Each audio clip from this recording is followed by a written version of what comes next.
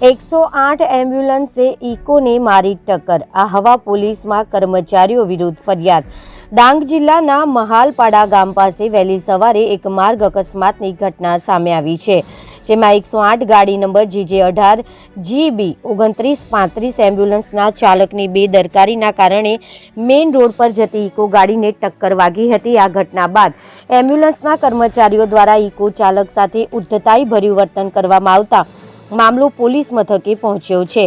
મળતી માહિતી મુજબ શનિવારે વહેલી સવારે 5 થી 6 વાગ્યાના સુમારે એક ઇકો ગાડીના ચાલક પોતાના પરિવાર સાથે કડમાડ ગામે જઈ રહ્યા હતા। આ દરમિયાન મહાલપાડા ગામના સબસેન્ટર પાસે ઉભેલી 108 એમ્બ્યુલન્સના ડ્રાઈવર પ્રદીપ ભયાજી ઠાકરે રહેઠાણ ધવલી દોડ એ આજુબાજુ જોયા વગર અચાનક ગાડી રોડ ઉપર લેતા મુખ્ય માર્ગ પર પસાર થતી ઇકો ગાડીને જોરદાર ટક્કર મારી હતી। અકસ્માત બાદ જ્યારે ઇકો ચાલક પરિવાર સાથે બહાર નીકળી ડ્રાઈવર પ્રદીપભાઈને પૂછવા ગયા ત્યારે ડ્રાઈવર હાથમાં પાના સાધન લઈને ઊભો થઈ ગયો હતો અને ત્યારબાદ ઇકો ચાલક અન્ય વાહનમાં બેસી આહવા પહોંચ્યો હતો।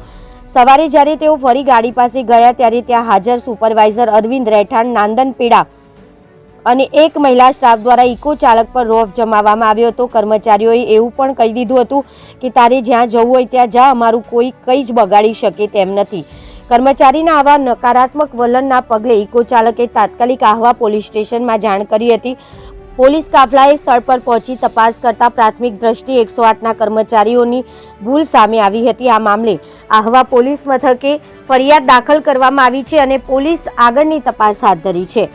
રિપોર્ટર વિનોદ પવાર દ્વારા BN ન્યૂઝ ગુજરાતી, ડાંગ।